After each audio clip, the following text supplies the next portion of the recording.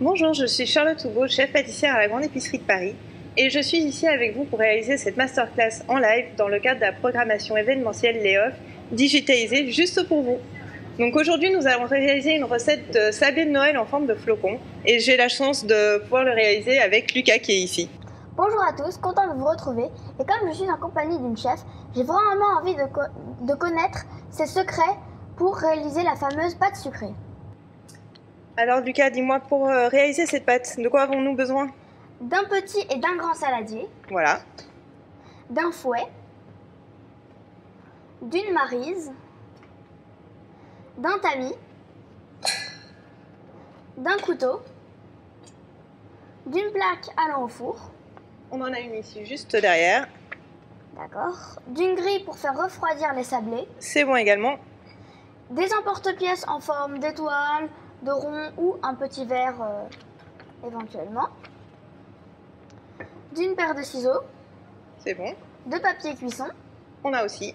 Et d'une petite cuillère. Eh ben, on a tout ce qu'il faut pour commencer. Et au niveau des ingrédients? Alors pour la réalisation des sablés, on va avoir besoin de 30 g de poudre d'amande.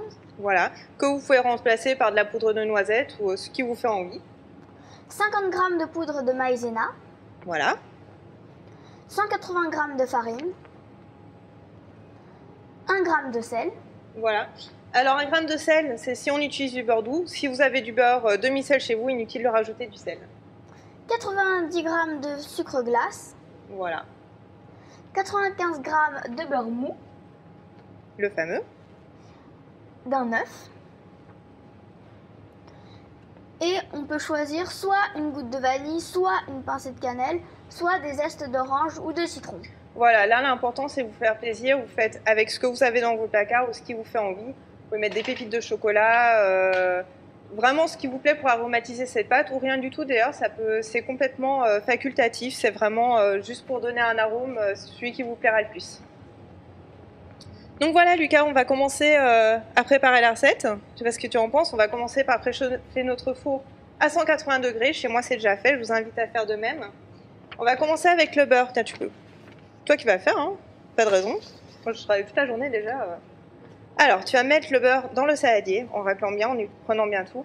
Donc le beurre il faut qu'il soit mou, c'est important. Donc prenez quelques secondes pour le passer au micro-ondes s'il faut. Ça sera vraiment plus rapide, plus facile pour réaliser la pâte par la suite. Voilà. Voilà. Ensuite, on va prendre le sucre glace. Tu peux garder ta maryse et le tamiser. Alors c'est bien de tamiser les poudres, hein, ça évite déjà qu'il y ait des grumeaux. Mais ça permet aussi d'alléger la farine par exemple. Ça fait une pâte qui est un peu plus friable, qui sera moins compacte. Voilà. Donc s'il vous reste un bloc, hein, on utilise la cuillère. Et là tu vas commencer à mélanger le sucre glace avec le beurre. La maryse? Voilà.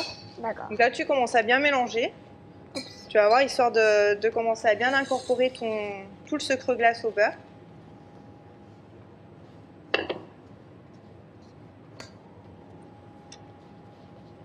Il y a un sens particulier pour mélanger? Non, regarde, tu vois, le principal, c'est vraiment, tu viens écraser ton beurre sur le sucre glace. Comme ça, tu vas bien arriver à l'incorporer. Ah, Okay. oui, d'accord. Quand ça commence à être bien mélangé comme ça, tu vas continuer avec le fouet et tu vas bien fouetter pour bien ce qu'on appelle crémer le beurre avec le sucre. Crémer tout simplement parce qu'on se retrouve avec une texture qui ressemble un peu à une crème, exactement. Vas-y, tu peux y aller bien vigoureusement. Vas-y, vas-y, vas-y, vas-y. À fond. Ouais, tu vois déjà, ça commence un peu à changer de couleur et à s'éclaircir. Voilà. Comme ça? Nickel. Dans les petits coups sur les dessus. Voilà. Allez, maintenant, tu vas continuer à mélanger. Moi, je vais venir t'incorporer progressivement l'œuf. Alors moi, j'ai déjà battu. Il suffit simplement de prendre un œuf, le battre avec un petit coup de fourchette. Et on va venir l'incorporer, ouais, un petit peu plus doucement que ça gicle pas partout. Vas-y. Et tu incorpores ton œuf. Et on va y aller en plusieurs fois, juste pour que ça s'incorpore bien, qu'il y ait une belle émulsion, que ce soit bien fait. Voilà. Ça devient de moins en moins dur à... Voilà. Charlotte, tu peux nous redire les quantités de sucre et de beurre, s'il te plaît? Alors, on a 90 g de sucre glace et 95 g de beurre. Et un œuf pour le moment. Vas-y, vas-y. Là, on a mis tout le... On a mis tout l'œuf. Vas-y, mélange bien vigoureusement qu'on a fait tout à l'heure. Voilà, nickel. En plus, ça fait les bras. Ouais.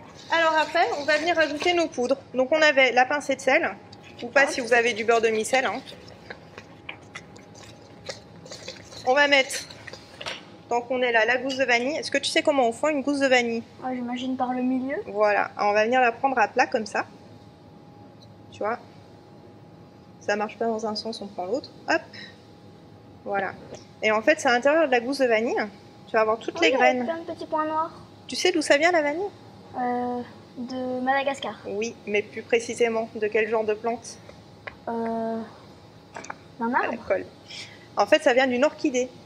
C'est le centre d'une orchidée qui fait ça. Alors la gousse, surtout, vous ne la jetez pas. Hein. Ça peut vous servir pour plein de choses. On peut la mettre infuser dans du lait, par exemple, si on veut faire une crème anglaise à la vanille. Tout simplement la mettre dans un pot de sucre. Pour faire du sucre vanillé, il suffit de la laisser quelques jours dans le sucre. Il va prendre tout le goût de la vanille. Mais surtout, on ne jette pas. Hein. Vas-y, mélange bien. Et je vais te rajouter, voilà. Maintenant, tu vas arrêter une seconde. On va rajouter la farine tamisée. Et on va enlever le fouet, on va continuer à mélanger avec une... Parce que là, ça va devenir trop dur pour mélanger avec le fouet. Ça, on voit que... la maïzena. Bouge pas. Hop. Et la poudre d'amande. Voilà. Voilà. Là, ça devient presque que de la poudre. On voit. Voilà. On regarde. En fait, on voit plus trop le beurre. Donc quand ça devient un petit peu dur, ça devient trop dur pour le fouet, on passe au grand moyen. Donc tu vas continuer comme ça. Et comme on a fait tout à l'heure en fait avec le beurre et le sucre glace, en bien incorporant toutes tes poudres, tu vois, dans le beurre. Ah oui. Alors au début, tu vas avoir l'impression que tu vas voir que tu vas te dire ça, c'est pas possible, j'ai que de la poudre. Mais tu vas voir qu'au fur et à mesure, le beurre et l'œuf vont absorber ta farine et ta pâte. Ça va former ta pâte en fait. Ah oui, là, ça fait déjà des boules un peu plus grosses. Tu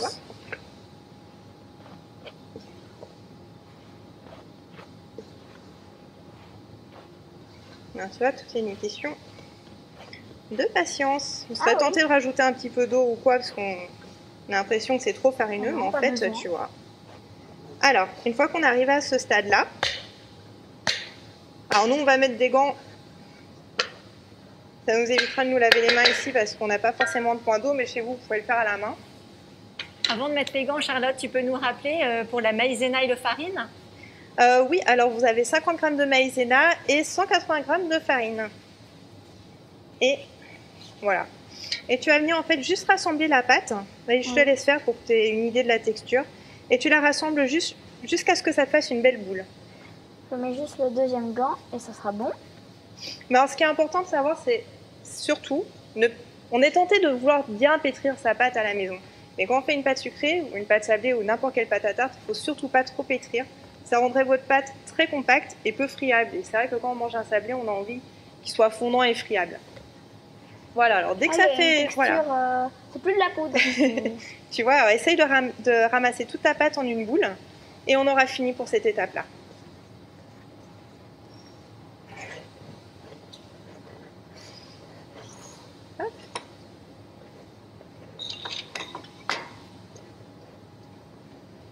C'est bon pour toi? Impeccable. Voilà, ça commence à être une petite boule. Alors, ensuite, petite astuce chez vous, si vous pouvez, c'est bien de pouvoir faire la pâte un petit peu à l'avance. Vous pouvez la faire carrément la veille pour le lendemain ou au minimum 1 ou 2 heures avant de la faire, vous la mettez au frigo. Ça vous permet d'avoir une pâte qui est un petit peu plus compacte, qui se tienne mieux, qu'on peut étaler plus facilement, qui ne va pas coller, qui ne va pas se déformer quand on va vouloir découper ses sablés et les transporter sur la plaque. Si vous êtes en direct avec nous, il n'y a pas de souci, j'ai une autre solution qui est un petit peu moins orthodoxe mais qui fonctionne quand même. Alors, je te laisse prendre la pâte et la mettre ici sur notre feuille de cuisson. Voilà. Hop.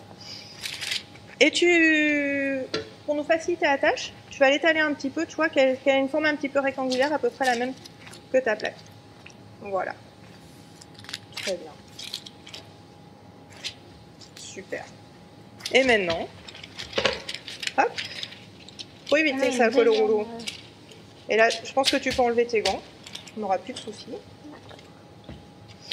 Et avec le rouleau à pâtisserie, on va venir étaler sur une épaisseur assez le plus régulière que vous pouvez. Idéalement, un demi-centimètre d'épaisseur, c'est bien. Donc tu vois, l'avantage qu'on vient de faire la pâte, c'est qu'au moins elle s'étale super. Attention, ça sort un peu là. C'est pas grave, c'est pas grave du tout.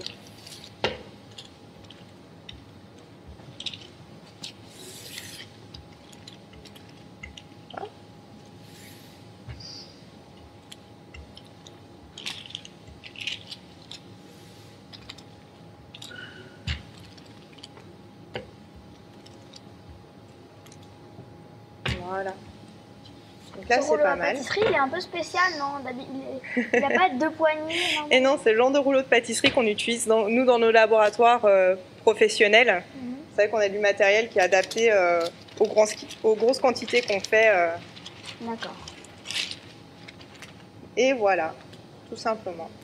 Ça, on nettoiera plus tard. Et là, on n'a même pas eu besoin de fariner le plan de travail, tu vois. Ouais. Trop facile. Alors, si vous avez des emporte-pièces comme nous, tout va bien. Si vous n'en avez pas, c'est pas très grave, on peut tout simplement faire des sablés avec un verre. En utilisant un verre. Tiens, regarde, tu vois, je te montre.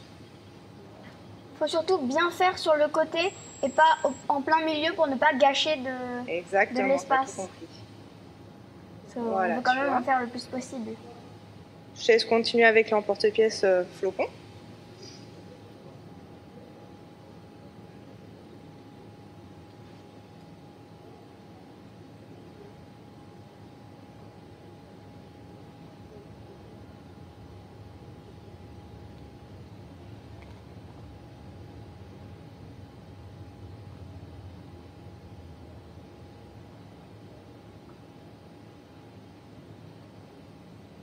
Et Lucas, tu nous conseilles quoi en fait lorsqu'on n'a pas d'emporte-pièce flocon? C'est pas toujours évident de trouver ça à la maison.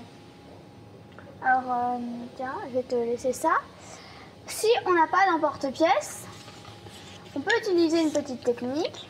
Donc on prend une feuille blanche et un feutre. On dessine dessus par exemple une étoile.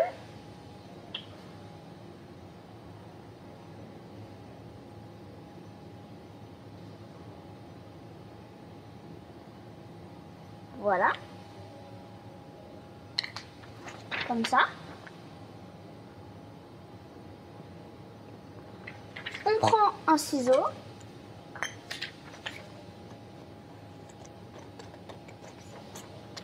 On découpe l'étoile.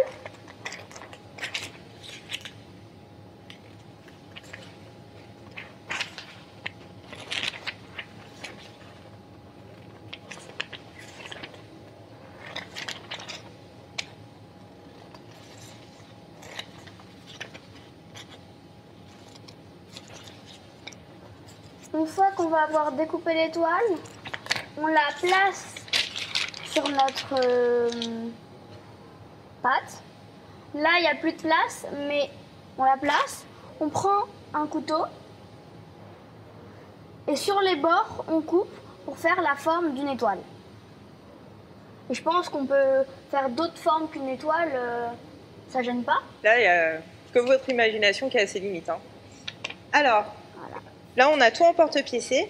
Là, comme on vient de faire la pâte, elle serait beaucoup trop molle si je voulais déplacer les flocons directement sur une plaque de cuisson. Ils se déformeraient complètement. Alors, l'astuce, c'est de faire l'inverse. En fait, on va tout simplement venir retirer l'excédent qui est autour. Tiens, tu vas me donner un coup de main. Hop.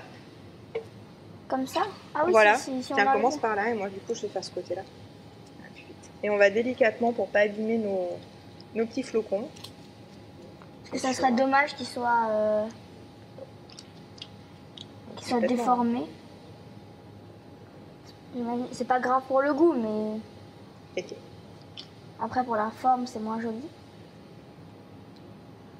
Voilà. Hop. Alors bien sûr, le reste de pâte, hein, on peut le réétaler et refaire des flocons, bien sûr, avec. Après, si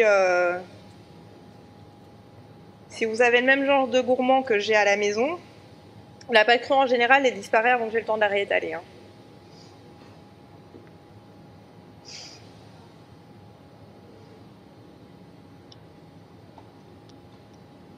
Voilà, faut être un petit peu minutieux pour pas les abîmer, surtout là. Avec les éclairages, il fait très chaud, donc la pâte, elle colle un petit peu, mais je pense que chez vous, ça se passe un peu plus facilement. Hop.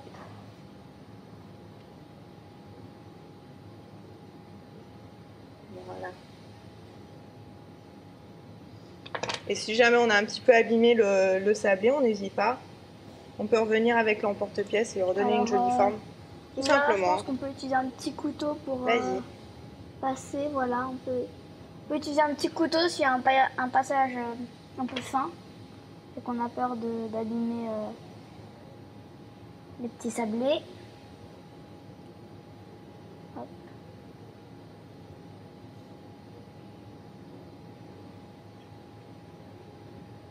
Hop.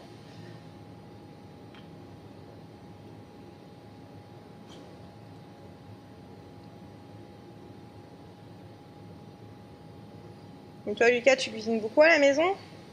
Oui, quelquefois, je fais des gâteaux. Tu fais quoi comme gâteau? En ce moment, j'aime bien faire le sapin de Noël avec des torsades. Ah oui, j'ai vu. Qu'on a fait d'ailleurs en vidéo. Avec la fameuse pâte à tartiner au pralin? Oui.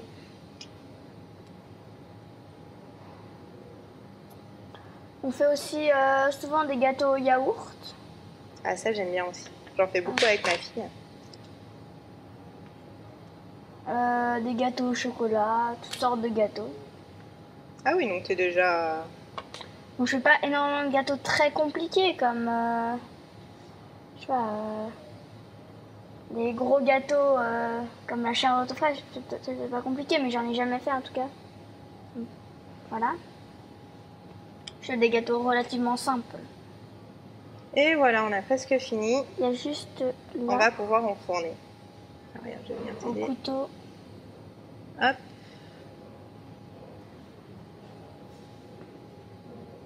Et voilà. Donc ça, c'est un peu l'intérêt d'arriver à préparer sa pâte à l'avance.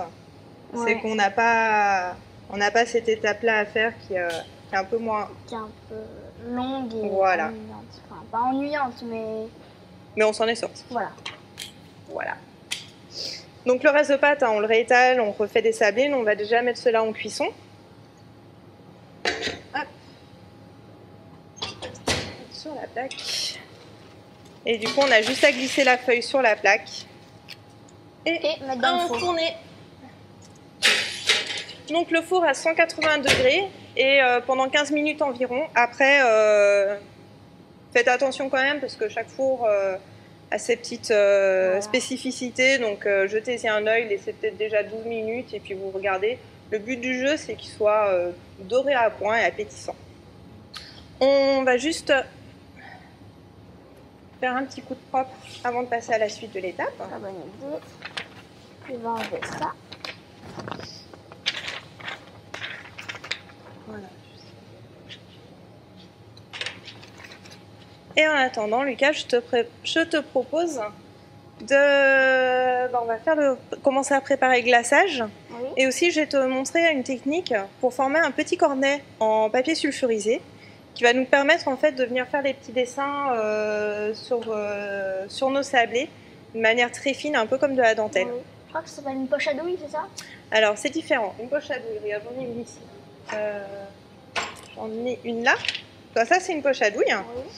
C'est un peu gros, en général, on met une douille au bout. Mais je pense que chez vous, c'est pas forcément le genre de choses que vous avez sous la main tous les jours. Par contre, du papier cuisson, ça, en général, on en a tous. Bien prendre une feuille. Hop. Alors, montrer la technique. C'est pas très compliqué. Il y a besoin d'une feuille entière ou on va la couper? Non, on va la couper. Regarde. On va s'en couper un morceau parce qu'on n'a pas besoin de tout ça. Ok. Ensuite, tu vois, là, on a un angle droit. Tu connais le principe d'un triangle rectangle? Oui. Eh ben, on va faire un triangle rectangle. Donc, tu vois, on part d'un coin. Et on va faire un triangle comme ça. D'accord. Tiens, est-ce que tu veux essayer ici? Tu vois, tu peux partir de là et hop, tu coupes dans ce sens-là.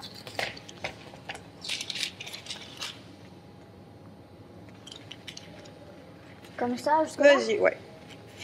Jusqu'au bout.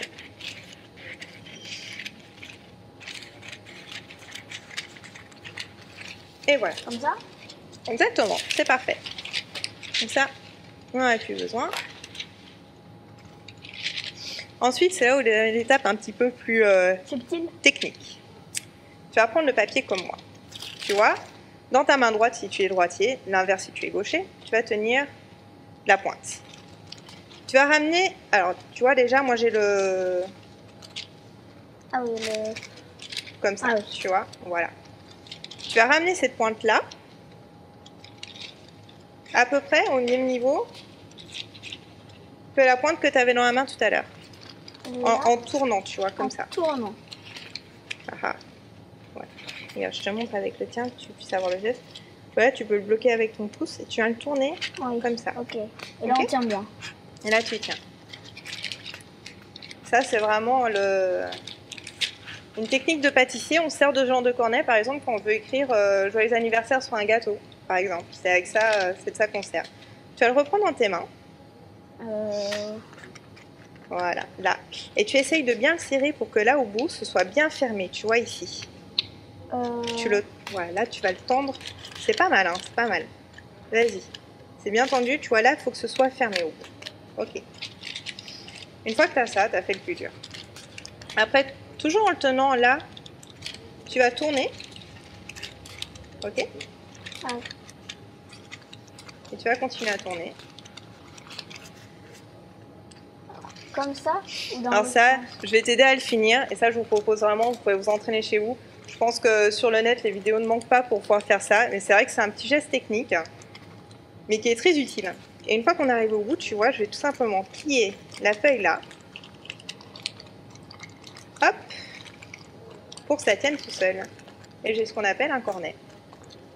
Mais c'est pas mal du tout. C'est pas mal du tout. C'est juste que là, c'est peut-être pas assez serré. Il faut bien que ce soit serré au bout pour pas que ton glaçage coule. Mais c'était très bien. Franchement, il te manquait vraiment pas grand-chose. Je pense que tu essaies encore une fois ou deux et tu as un cornet qui est parfait. Et tu vois, là, tu plies. Hop. Et tu c'est vraiment l'étape technique des sablés? Ça, c'était vraiment, je pense, l'étape la plus technique. Ça tient tout seul. Et voilà. Un magnifique cornet. Donc ça, là, on va utiliser pour faire mettre notre glaçage qu'on appelle une glace royale. D'ailleurs, un glaçage réalisé à base de blanc d'œuf et de sucre glace. Mais tu peux aussi, par exemple, mettre du chocolat fondu dedans. Si tu veux faire un décor en chocolat ou t'entraîner à écrire, si tu voulais écrire joyeux anniversaire maman. Voilà. Alors maintenant, on va réaliser le glaçage. Recette. On met le petit cornet là. Alors. Pour le glaçage, on a besoin de 220 g de sucre glace. Voilà. Un blanc d'œuf. On a ici. Du jus de citron jaune. Voilà. Et des petites décorations comme ça. Voilà, alors ça pareil, ce que vous avez dans vos fonds de placard, ça peut être des petits bonbons, des petites décorations exprès pour mettre sur les gâteaux, des pépites de chocolat, des fruits secs, pourquoi pas des amandes, des noisettes, c'est vraiment selon le goût de chacun. Des raisins secs aussi? Par exemple. Alors là, on va reprendre une feuille de papier pour pas en mettre partout. Et on va commencer par tamiser notre sucre glace. Alors là, c'est important parce que quand on va utiliser notre cornet, on va couper un tout petit bout, tu vois.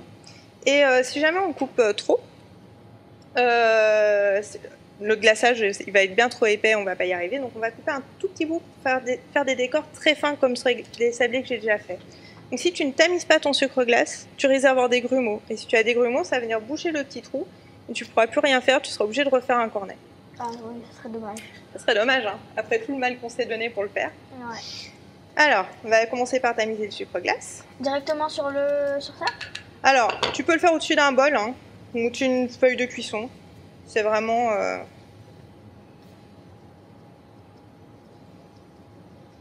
Et pourquoi on utilise du sucre glace et pas du sucre normal? Le sucre normal, en fait, les cristaux de sucre sont trop épais, ils fondraient pas du tout pareil dans le blanc d'œuf et on n'aurait pas du tout la même consistance. D'accord. Le sucre glace, en fait, c'est exactement la même chose que du sucre, mais il a été pulvérisé en fait en molécules super fines. Donc c'est le même produit à la base, c'est juste la forme qui est différente.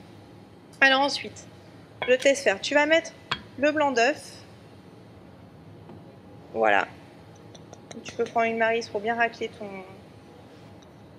ton petit fond. Alors pareil, le jaune d'œuf, on ne le jette pas. On peut réaliser une mayonnaise avec, par exemple.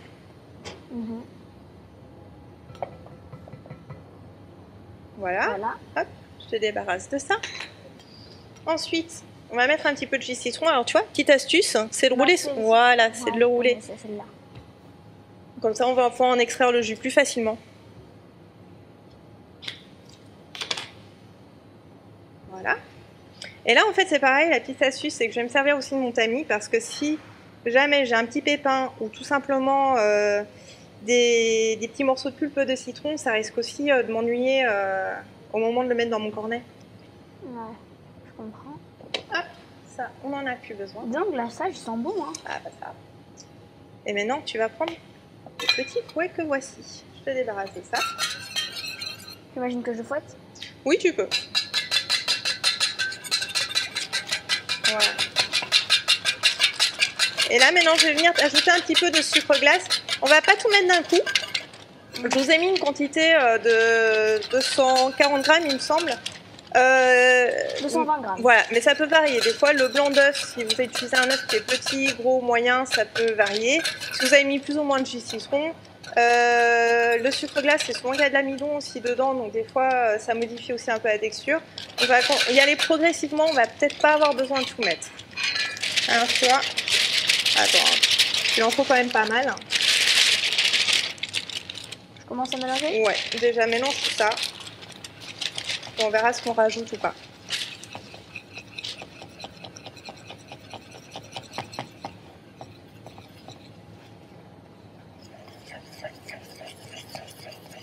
Alors le jus de citron, il permet déjà d'aromatiser un petit peu le glaçage. C'est toujours plus sympa quand il y a du goût. Ça permet aussi d'aider le sucre à bien se dissoudre dans le blanc d'œuf. Oui, vu que le citron c'est un peu acide. Voilà. Alors on va peut-être en rajouter un petit peu. J'aime bien la couleur, la texture. T'as vu, ça devient bien brillant, bien blanc. Ouais. Hop, je t'en rajoute un petit peu. Alors si on a rajouté trop de sucre glace d'un coup et que le glaçage est trop épais, pas de panique, on rajoute quelques gouttes de jus de citron, ça rectifie le tir en général. Alors laisse-moi voir. Moi j'ai besoin de toucher pour voir, tu sais, avoir une idée de la consistance. Et c'est pas mal, hein. On va peut-être en rajouter encore un petit peu. Tu vois, voilà. Là tu vois quand on laisse couler le glaçage, il reprend tout de suite sa forme, tu vois. On voit plus trop les traits. On va rajouter encore un petit peu de sucre glace, juste pour qu'il se tienne un petit peu mieux. Voilà, je pense qu'on ne devrait pas être mal.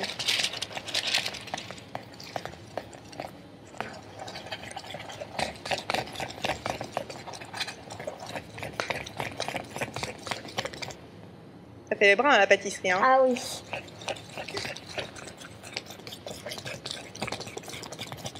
Tu vas voir? Alors, comment est-ce qu'on est là? Ah, tu vois? Je crois que ça, ouais, c'est un peu mieux. Déjà, il coule moins. Et puis, tu vois, un peu la forme. Ça garde un peu la forme, t'as tout compris. Donc là, ça veut dire qu'on va pouvoir glacer nos sablés assez facilement. Mais en même temps, tu vois, ça va pas non plus couler de partout. Ouais. Voilà. Donc là, on va prendre la maryse pour bien racler les bords. Alors, ce glaçage, vous pouvez le réaliser un petit peu en avance. L'important, par contre, ça serait de bien filmer au contact le glaçage. C'est-à-dire qu'on va plaquer le film directement en contact du glaçage. Ça évite qu'il y ait une petite pellicule qui coûte en surface du glaçage et qui ferait des grumeaux après quand vous voudrez s'en servir. Donc là, tu vois, on a un glaçage qui est bien brillant, qui se tient bien. C'est parfait. Donc le sucre glace, ben, on va le garder, on n'en aura plus besoin tout de suite. On va le garder pour une prochaine recette. Voilà. Ensuite, on va se mettre un chrome à la maison, un petit coup de propre. Voilà. Hop. Alors ensuite, tu vois, en attendant que nos sablés soient cuits, on va s'entraîner un petit peu à faire des décors au glaçage si tu as envie. Ah, tu veux que je t'explique un truc? Là, c'est la minute culture du jour. Est-ce que tu sais pourquoi quand on pose du papier sulfurisé, il boucle comme ça vers l'intérieur? Je pense que soit c'est parce qu'il est tout le temps enroulé, soit que c'est quand on le déplie, ça le rebique. Eh ben non. Regarde, si je le mets dans le sens, ça devrait régler le problème. En fait, le papier sulfurisé, c'est un papier qui a été passé dans un bain d'acide sulfurique. Au cours de ce process, il a perdu plus de 20% de sa surface. Il a rétréci. Donc, quand on le réhydrate d'un côté, si mon plan de travail comme là il est mouillé, eh ben, il va se réhydrater d'un côté, il va se rallonger sur la surface qui était mouillée, mais au-dessus il est resté plus petit, donc il fait comme ça. D'accord. Donc si tu veux, si on le retourne, ben, ça règle le problème. Alors, pour s'entraîner à faire des glaçages, tu vas prendre une cuillère. Voilà, pas trop. Voilà, pas trop. Tu vas essayer de la faire tomber, tu vois, tout au fond du... faire tomber.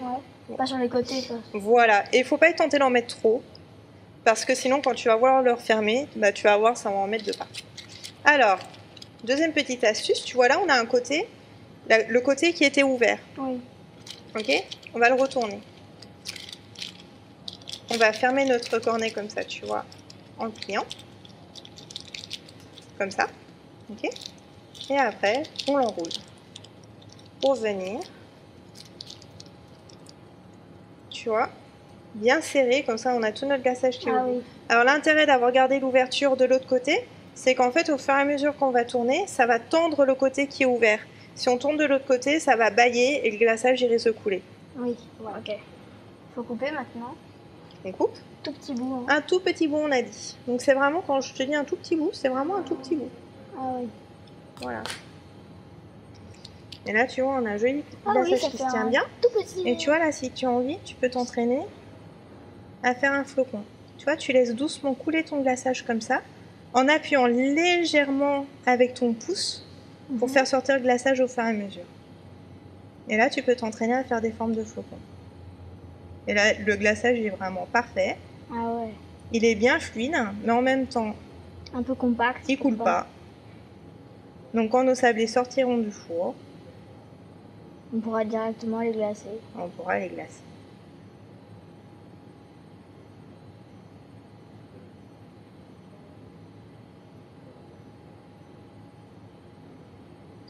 C'est très joli. Et voilà. Après, on peut faire des petites formes. Tout ce que tu veux. Et c'est l'imagination qui donne les Voilà. Et tu vois, si tu veux... c'est là où je dis que si tu veux, tu peux aussi t'en servir pour écrire.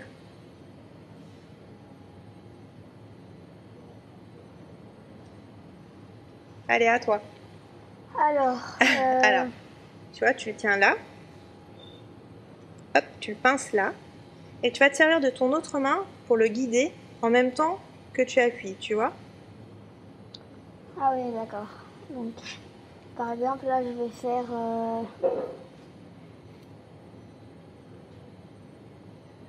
Pas mal.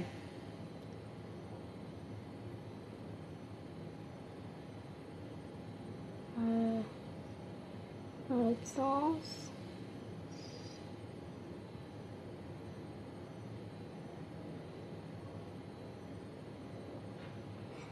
Des petits comme ça. Ah bah, franchement, je suis épatée parce que c'est un geste qui est pas facile du tout, qui est un peu technique. Je connais même pas mal de pâtissiers qui maîtrisent pas tout à fait et tu t'en sors mais comme un chef. Merci.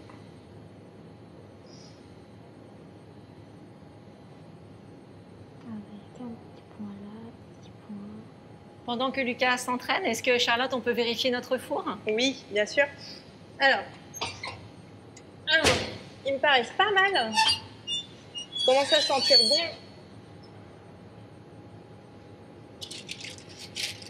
Voilà. Pas me brûler. Lucas, toi qui aimes dessiner, est-ce que c'est la même sensation qu'avec un crayon? Pas la même sensation, mais c'est un peu pas le même. C'est un peu le même mouvement. Enfin, faut dessiner quoi. Eh, mais c'est super joli. Regarde, sens comme ça sent bon. Ah, La vanille, c'est incroyable. Donc là, on a presque plus. alors je vais te montrer comment on fait quand ça arrive. En attendant, je vais mettre mes sablés un petit peu à refroidir. Voilà, on les fait glisser sur la grille. Ça permet qu'ils refroidissent plus rapidement. Alors, tu vois, quand tu commences à plus avoir trop de glaçage, en fait, tu vas continuer à enrouler ton cornet. D'accord. Et ça va venir pousser tout le glaçage Ah oui. qui te reste au bout. Et tu peux recommencer. Ok? Si jamais le glaçage il commence un petit peu à sécher au bout, comme là c'est le cas, c'est pas grave. Tu pinces un petit peu avec ton doigt pour faire sortir ce qui a séché. Et si jamais c'est trop sec, tu rencontres un petit grumeau, comme ça a l'air d'être le cas là, eh ben, tu te fais un autre cornet avec du papier. Tu vois, là on va utiliser l'autre parce que celui-là il y a un petit grain. Ça va nous embêter. D'accord. Ok?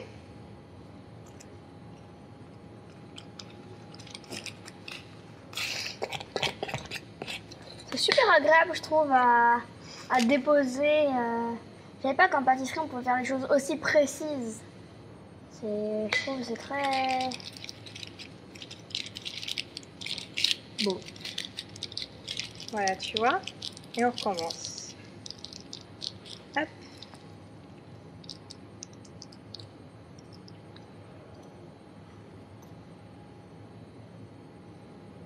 Le tout petit bout.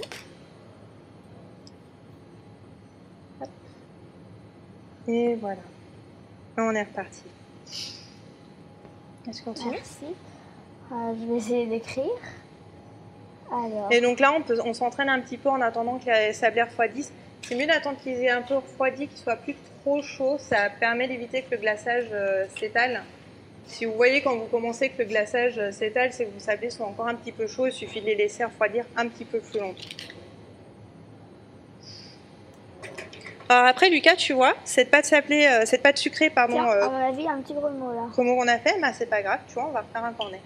Et tu vois, cette pâte sucrée qu'on a fait, Ouais. c'est une pâte qui peut te servir de base pour en fait plein d'autres choses. Comme quoi? Bah, par exemple, c'est une très bonne base pour faire une base de tarte, par exemple. Si tu as envie de faire une tarte au chocolat, par exemple, délicieux. Je suis pas sûre, moi, mais. Il y a quelque chose qui bloque. Et l'autre petite technique aussi, pas une technique, mais l'autre idée aussi, quand on fait des sablés comme ça, c'est que par exemple, si tu fais des sablés ronds, tu peux. Bah tiens, j'en ai cassé un, c'est pas grave. Si tu fais un petit sablé, qu'il soit rond, une étoile ou quoi, tu peux, avant la cuisson, faire un trou avec, par exemple, si tu utilises une paille ou un petit bâton pour faire un trou. Comme ça, après cuisson, une fois qu'ils sont décorés, tu peux passer un ruban à l'intérieur du trou et ça peut te servir de décoration pour le sapin, par exemple. Bon, après, faut que je résiste à la tentation de manger toutes les décorations du sapin avant Noël, mais... Hop. Et tu vois, c'est ça qui est bien avec cette technique du cornet, c'est qu'on n'a pas besoin d'avoir une poche à douche sur la main. Juste du papier sulfurisé, en général, on en a souvent tout le temps à la maison. Surtout quand on fait de la cuisine. Voilà.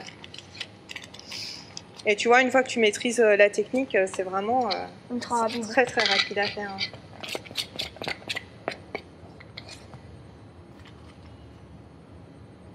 Faut surtout pas qu'elle se colle sur les bords, sinon ça va pas descendre. C'est surtout qu'au moment où on va le fermer, ah oui, ça va couler. Ça va ressortir et tout, on va s'en mettre plein les doigts. C'est pas très grave, hein. Oui.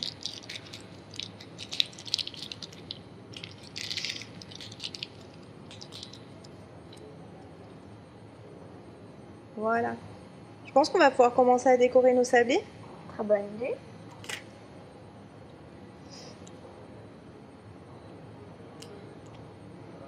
Ils sentent vraiment bon, hein. D'ici je les sens. Un glaçage aussi avec le citron. Ouais. T'as senti? Ah. Délicieux. Tiens, je t'embête, mais hop.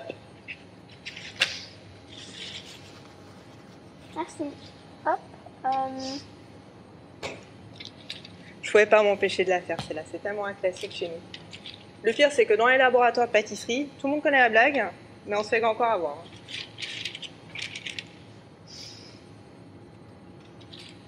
Hop.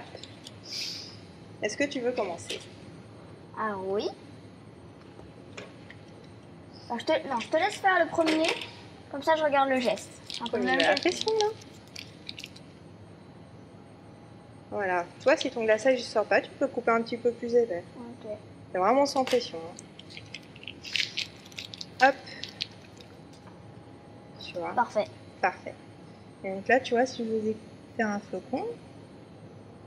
Hop. Là, c'est l'étape de la précision ultime. Exactement. Mais tu vois, ça demande un petit peu d'entraînement. Ouais. Mais regarde, pour un premier jet, je trouve que tu en es super bien sorti. Donc je pense qu'au bout de quelques sablés, Ça ira tout seul. ça ira tout seul. Tu vois?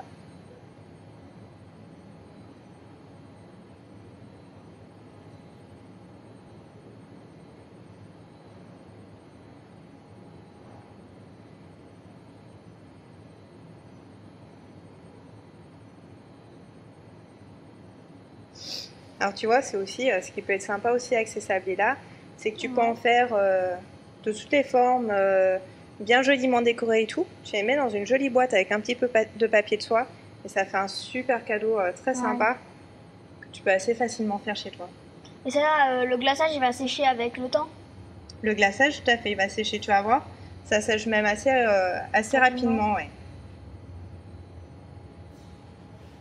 Si jamais tu es pressé, que tu n'as pas le temps d'attendre que ton glaçage sèche, tu peux allumer ton four à une très basse température, 100 degrés, pas plus, et tu remets tes sablés à sécher au four à 100 degrés. D'accord.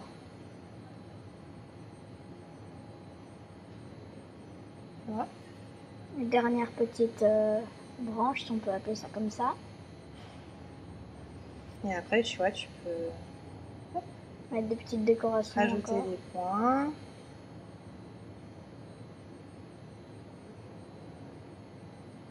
Mais super joli. Merci.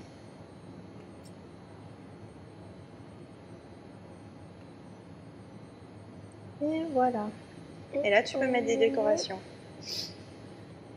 Alors, si vous réalisez cette recette avec des enfants qui sont un petit peu plus jeunes que Lucas, qui n'ont peut-être pas la même dextérité, on peut aussi tout simplement glacer son sablé de manière beaucoup plus... Brute. Peut-être pas brute, mais avec moins de technique. On va tout simplement mettre un petit peu de glaçage. On va l'étaler. Tu vois, avec le dos d'une cuillère. Hop. Et après, tu vois, on peut venir Saupoudré de vermicelle. saupoudrer de petits vermicelles. Ah oui, il a l'air tout aussi bon. Voilà, tu vois. Un petit flocon au milieu. Et on y est. Tu vois, il y a vraiment... De quoi faire. il y a vraiment de quoi faire, même si on fait ça avec des plus jeunes. Est-ce que tu veux essayer de faire un... Ok. Vas-y. Je commence par un rond. Par exemple. J'ai envie de faire comme toi. Alors, tu vois, si ça a du mal à sortir, Comme ça. voilà, comme ça. Ou tout simplement, si tu as envie, tu peux courir un petit peu plus gros. Tu auras un dessin un peu moins fin, mais ça sera plus facile pour toi. Et surtout, si tu vois que tu commences à être au bout de ton cornet, tu le tournes encore un petit peu, tu vois, pour faire vraiment sortir, qu'il y ait plus de pression dedans et que ton trait soit plus régulier.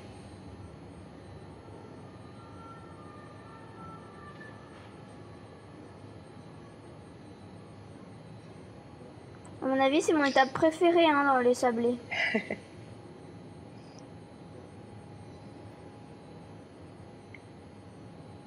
Charlotte, là on est dans le thème flocon, donc on est un peu sur le blanc. Est-ce que tu peux nous donner des petites astuces pour changer la couleur? Alors, il suffit tout simplement d'utiliser des colorants alimentaires qu'on va venir ajouter au moment où on réalise le glaçage. Et du coup, c'est vrai que ça ouvre un champ de possibilités quasi infini. On peut faire des sablés sur tous les thèmes possibles et imaginables.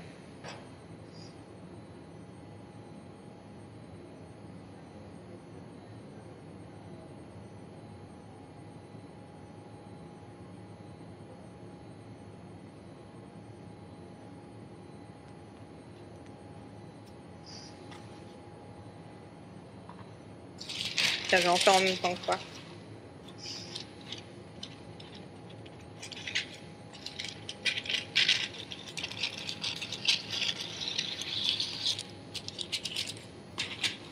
Et Charlotte, avec la quantité que tu nous as donnée pour les ingrédients, à peu près combien de sablés de la forme actuelle que l'on voit à l'écran on peut faire? Vous allez en avoir facilement environ 25 sans problème, je pense. Après, ça dépend de l'épaisseur à laquelle on va étaler la pâte. Mais on va obtenir sans problème 20-25 sablés. C'est aussi la quantité parfaite si vous voulez faire une tarte chez vous. C'est les mêmes proportions.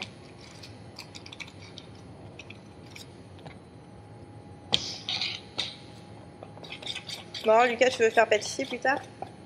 Pourquoi pas, hein? Moi, j'embauche. Hein.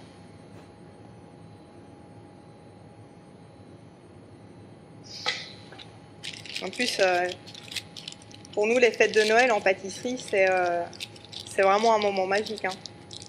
J'imagine. Bon, il est un peu moins beau, mais j'aime bien. Hein.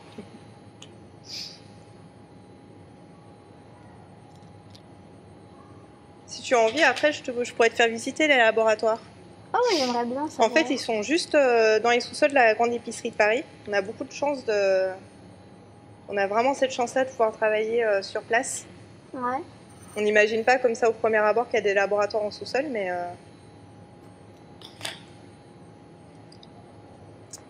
c'est pourtant le cas. Pourquoi tu appelles ça laboratoire et pas tout simplement cuisine? Alors, je connais pas vraiment l'origine du terme. Pourquoi laboratoire et pas cuisine? Je pense que c'est un petit côté que c'est aussi parce qu'en général, contrairement à une cuisine, on va cuire en permanence et où il fait chaud. Dans un laboratoire de pâtisserie, en fait, on essaye de préserver un maximum la température la plus basse possible pour les gâteaux, tout simplement. Et donc, c'est vrai que quand on rentre dedans, ça... C'est un côté un peu froid de laboratoire. Est-ce que c'est pour ça? Je ne sais pas. Mais on appelle ça un laboratoire. D'accord. Et au fait, on dit une chef ou un chef pour toi? Une chef. D'accord. Alors voilà, hein, moi tout simplement ici avec les projecteurs il fait un petit peu chaud donc j'ai mon glaçage qui commence à sécher et c'est pour ça que j'ai un petit peu de grumeaux. Mais c'est pas grave, il suffit de couper l'embout de son cornet un petit peu plus gros et ça marche tout pareil. Regarde, tu vois, tu peux aussi t'amuser à faire le contour. C'est justement ce que j'allais faire.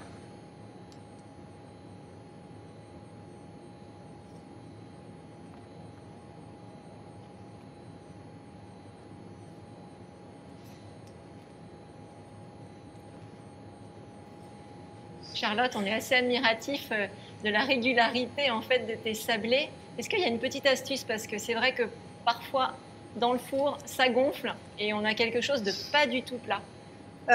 En général, c'est qu'on a trop travaillé sa pâte, tout simplement. Il suffit de vraiment travailler la pâte au minimum. Moins on travaille la pâte et moins elle va avoir tendance à bouger à la cuisson. Tout simplement. Et ce qui est bien aussi, c'est d'arriver vraiment à faire reposer sa pâte avant de l'utiliser. Ça permet aussi, je dirais, de la stabiliser un petit peu en fait.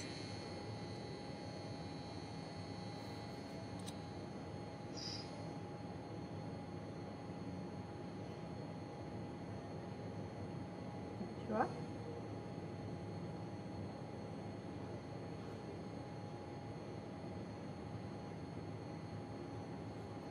Alors tu penses que tu vas refaire cette recette chez toi, Lucas? Ah oui, ça c'est sûr. Tu m'enverras des photos, hein. Si t'as envie.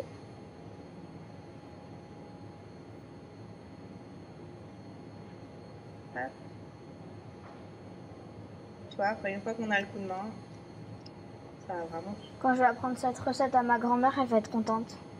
C'est vrai que tu cuisines beaucoup avec ta grand-mère? Oui, et surtout elle, j'aime beaucoup ses gâteaux.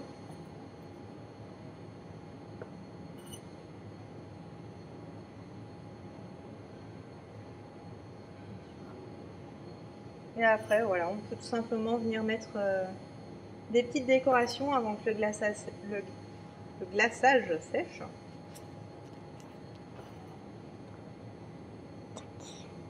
Et voilà. C'est très joli ce que tu es en train de faire. Merci. Et ben voilà, Lucas, j'espère que que cet atelier t'a plu. Tu as Beaucoup. appris des choses. Plein de choses. Et as-tu des questions? Moi particulièrement, non. Bon, J'étais là, j'ai tout bien compris. et ben ça me fait plaisir. Tiens, je vais le goûter moi. Voilà.